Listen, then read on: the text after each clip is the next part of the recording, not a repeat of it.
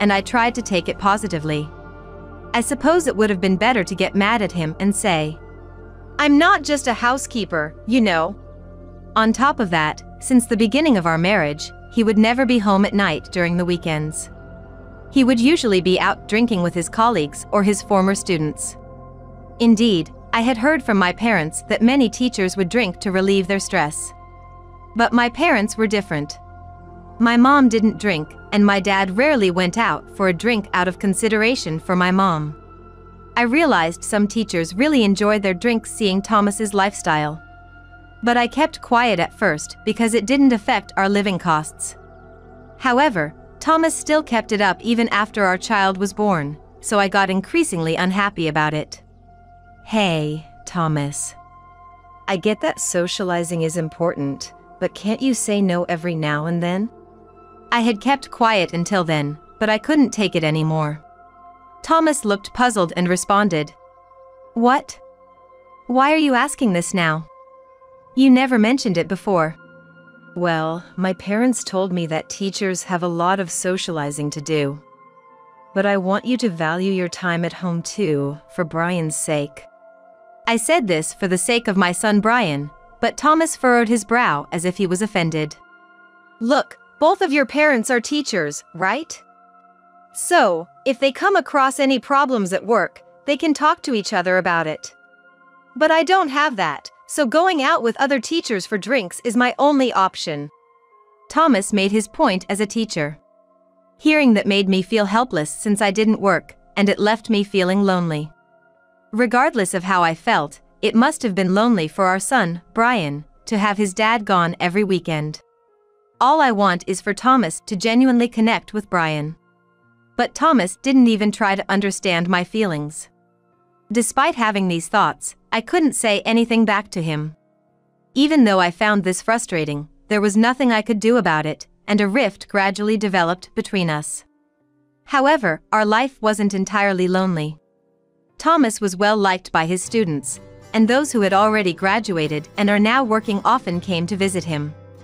In particular, 2 of his students, who were the class clowns, have been visiting us frequently in the past 5 to 6 years. Their names are Miller and Martin. They would still come over on their days off even after graduating from college and getting a job. Thanks to them, Thomas has been going out less over the past few years.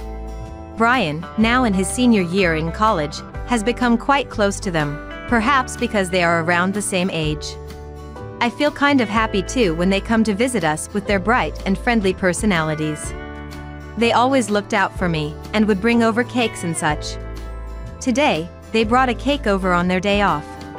But Thomas had been out since the morning. "I'm sorry, guys. My husband has been out since last night and hasn't returned yet." They looked a bit awkward when I greeted them at the door.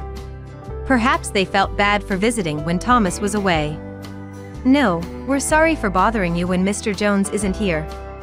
But, is Brian here?" "Brian?" "Yes, he's here." Hearing their voices, Brian came out of his room. In fact, he was getting ready to go out as if he had been waiting for the 2 of them to come. "Mom, I'm going out with the guys for a bit." Brian left with a somewhat burdened expression, along with the other 2. It seemed like they had something they didn't want me to hear. Well, boys their age might have concerns they can't share with their mothers. I watched them leave with a sense of unease but didn't say anything. Later, I passed by Brian's room, and I noticed his phone ringing. It's rare for Brian to forget his phone. I went into his room to pick it up. And without intending to, I touched the screen which wasn't locked and caught my breath. It was a message thread from Miller. He sent a picture showing Thomas with his arm around a young woman entering a hotel. The message read, "I don't want to believe it, but the woman with Mr. Jones seems to be from a club. I secretly followed them after they left." Brian replied, "I'll keep quiet because Mom would be shocked if she finds out." That's probably why they came to see Brian. Or maybe they hoped to figure out if Thomas had returned. Anyway, my mind went into a panic. The thought of Thomas cheating. I had an urge to confront him directly, but I hesitated. Brian was in the middle of job hunting, so I didn't want to trouble him with our marital problems. So, I decided to pretend I hadn't seen the message for now. When Brian returned, he still looked troubled. I greeted him, trying to appear calm. Then Thomas came home. He looked puzzled at Brian and I. "What's up? You both look so out of it." An awkward silence filled the air. Brian must have been careful that I don't find out. For a while, Brian and I continued to act as if nothing was amiss when Thomas was around. Months passed, and soon it was almost Christmas. We planned to spend Christmas Eve as a family, celebrating Brian getting a job. However, I was still troubled by Thomas's suspected infidelity and couldn't bring myself to speak up. Then, Thomas said something. "I'll come home late for a year-end party on the 24th of this month, so I won't need dinner." It makes sense that there would be a party on that day. But given the date, I couldn't help but wonder if he was lying. Even so, I couldn't confront him about it, so for the time being, I just replied, "Yes." Lately, I haven't had a proper conversation with Thomas, and I feel suffocated every day. Seeing me constantly like this, Brian made a thoughtful gesture for me. "Mom. Actually, I got 2 dinner vouchers for a hotel where Miller's relative works. It's for the 24th, but let's go together." "Really? You want to take me out for dinner? Don't you have someone else you want to go with?" I asked Brian shyly in reply to his invitation, but Brian answered as if he was trying hard to come up with an excuse. No, Miller and Martin seem to have plans that day. And my friends from school said they'd be spending it with their girlfriends." I decided to accept the invitation because Brian was concerned about my loneliness. It's been years since I've gone out for a meal with Brian. And it's at a very fancy hotel, so I thought I might dress up a bit. I was looking forward to the day with such excitement, but I never imagined I would encounter such misfortune on that day. And then, on the night of the 24th, Brian and I went to the hotel for dinner. It was more luxurious than I had imagined, and I almost faltered for a moment. I nervously entered the restaurant on the top floor of the hotel and was led to our table by a waiter. It felt more like a place where couples come to propose than a mother and son dining together. Looking around, there were indeed many young couples. In particular, the couple sitting by the window with the woman in very flashy makeup and clothes, and I couldn't believe my eyes when I saw the man sitting opposite the woman. He was sitting with his back to us, so I didn't realize it at first, but the man was Thomas. Thomas was dressed in a formal suit like I had never seen before. It was probably either newly bought for this occasion or rented. I was frozen and couldn't move from the spot. I think Brian hadn't realized Thomas was there yet, so I tried to act calm. However, since our seats were close, I could clearly hear Thomas's voice. "I'll make you happy for my late wife and son." "What?" I almost blurted out. I wondered whose wife and son he was declaring dead. Eavesdropping further, Thomas uttered something even more unbelievable. "You're all I have left after losing everything. Will you marry me?" "Me? Really? I'm so happy." The seat was by a large window offering a panoramic night view of the city. She must have been deeply moved by being proposed to in such a romantic atmosphere. Brian, sitting opposite of me, seemed to realize it was his dad's voice and turned around quickly.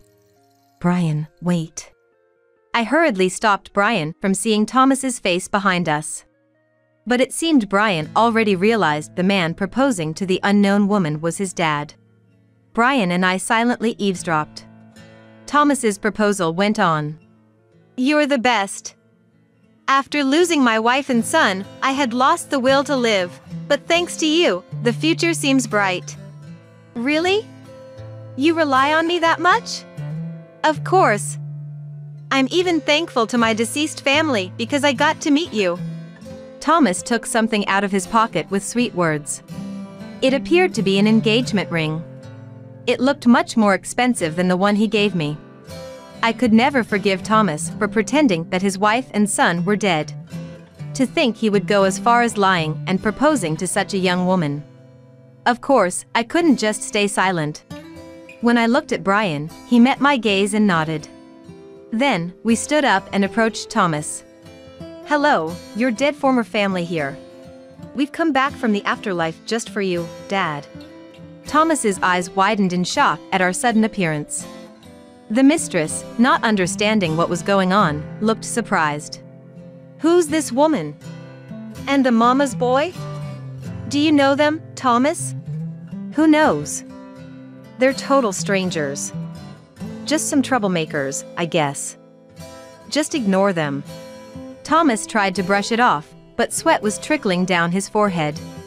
The woman glared at us, thinking that Brian and I were just here to cause trouble. "Hey, what's your problem, lady? You can't harass us like this just because you're jealous of our happiness. It's not harassment. You're being deceived. This man is Thomas. He's my husband." "Oh, sure, the name matches, but does that prove he's your husband? If you're going to make baseless accusations, I'll call the police."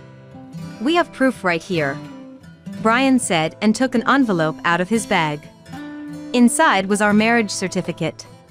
Arya, the mistress, grabbed it and showed it to Thomas. "What's this about, Thomas? You said you had lost your wife and child." Confronted by Arya, Thomas shrunk back, unable to say anything. That was when I wondered. Why had Brian brought something like that? Noticing my puzzled look, Brian seemed to catch on to my question. Then, looking at Thomas, he said, "Dad, I've known for a while now that you've been cheating on Mom with this woman. And I found out you'd be meeting her here today." "What are you talking about?" Thomas still tried to play dumb at this point. What an awfully stubborn man. "Ha!" Brian scoffed at those words. "There's no escaping it now, Dad. I've got the whole proposal recorded on my phone." "What are you talking about? You don't have one on you right now. If you're wondering where it is, the attorney sitting over there has it." Brian pointed to a seat where Martin and a man around 50 were seated. Miller emerged from the back of the restaurant. It seemed like they had planned this together in advance to confront Thomas about his affair. I was surprised Brian had orchestrated this. Then, the man with Martin approached us. "Hello, I'm Martin's father. I hear that you have always been very kind to my son." "Oh, Martin's father. It's been a long time." "Well, I believe this is actually the first time seeing you in person, sir. I'm ashamed to say I've left everything concerning my son's school to my wife." "Are you here for dinner with your family today?" Thomas seemed Martin and his father at such a place. Then Martin, sitting next to his dad, spoke up. "I asked him to be here with me, sir. My father's a lawyer. When I told him I had something I wanted him to look into, he had a friend investigate and found out you'd be here today with your mistress."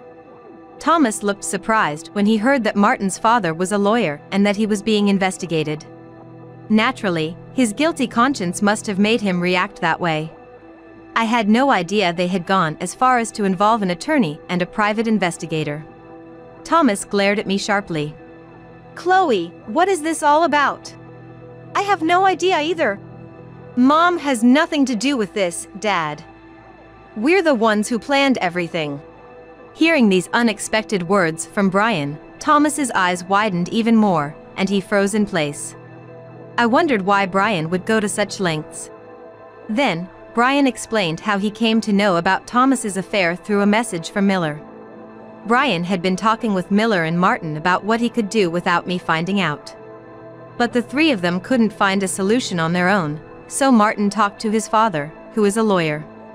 Even though it was a personal request, Martin's father agreed to help and had a private investigator look into Thomas's surroundings. One of Miller's relatives works at the restaurant where Thomas was meeting his mistress that day. They provided the dinner tickets to stake out Thomas. "I wasn't sure whether to bring Mom along, but I wanted to clear things up. I couldn't stand the thought of you and Dad just pretending to be a couple anymore. I couldn't bear it.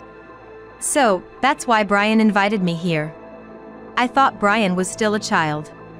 Yet, he had been thinking about his parents this much. I was truly surprised to see how grown-up Brian had become before I knew it. As I was lost in thought, Martin suddenly looked at Thomas and made a shocking statement. Mr. Jones, my father and his friend found that Aria is actually Mia, who was in the same class as Miller and me in our freshman year. What? Her name is Aria. It even says so on her business card. That must be a pseudonym for the club. Don't you remember Mia, who dropped out in December of our freshman year? That's her. Upon hearing this from Martin, Thomas looked at the woman named Aria. Aria? You're that girl, Mia, from back then. What are you talking about? Who's Mia? I don't know any Mia. Aria was desperately denying it, but she seemed to be panicking.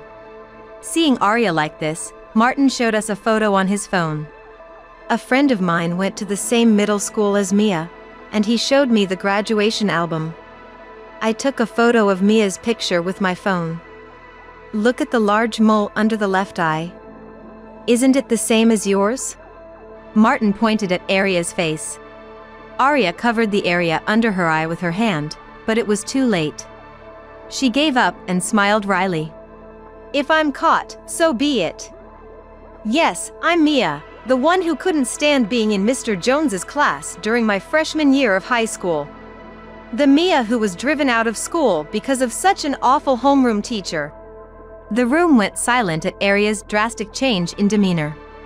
What was she plotting by getting close to Thomas? As I pondered this, Thomas questioned Aria before I could. Driven out of school because of me? What do you mean? You probably don't remember. To you, I was just a mere shadow. Aria began to recount her time back then. She couldn't fit in with the class and was isolated since her first days of school. She also struggled with her studies. She tried to consult with Thomas, her homeroom teacher, who never took her seriously. Although Thomas was well liked by his students, he tended to be favored by the popular ones. So, it was quite possible that, on the flip side, he didn't pay as much attention to the shy, quiet students who didn't stand out. Just as he had been neglecting me at home. I found myself feeling a bit sympathetic towards Aria, even though she was the one Thomas was cheating on me with.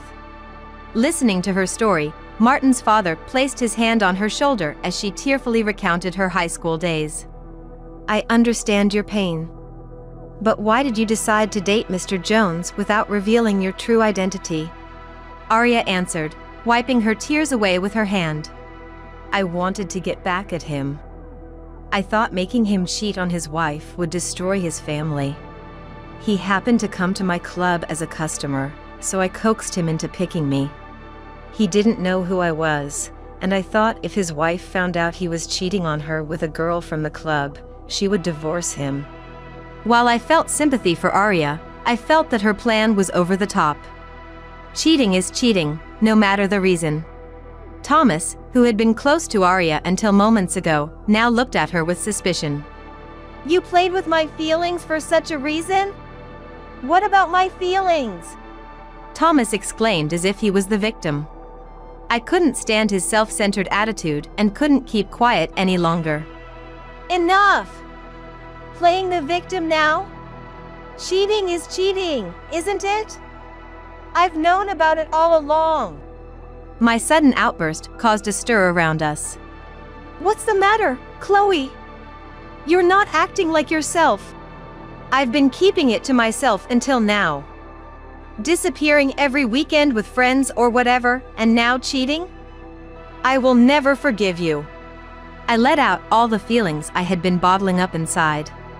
Thomas seemed unaffected, showing no signs of remorse. I was bored at home because you wouldn't talk much. So, I ended up accepting invitations from my colleagues or taking my students out for a drink when they asked me for advice. I'm a teacher, after all. It's not my fault. So what? Both my parents were high school teachers, and they cared for my family. You're just making an excuse. It would have been great if you were a teacher too, but anyway, I felt uncomfortable being with a wife like you with nothing to talk about. So, enough, Dad. You're embarrassing us. Brian's blow silenced Thomas immediately. Martin's father, witnessing the whole scene, tried to calm Thomas down. Mr. Jones, I heard from my son and my late wife that you are a good teacher.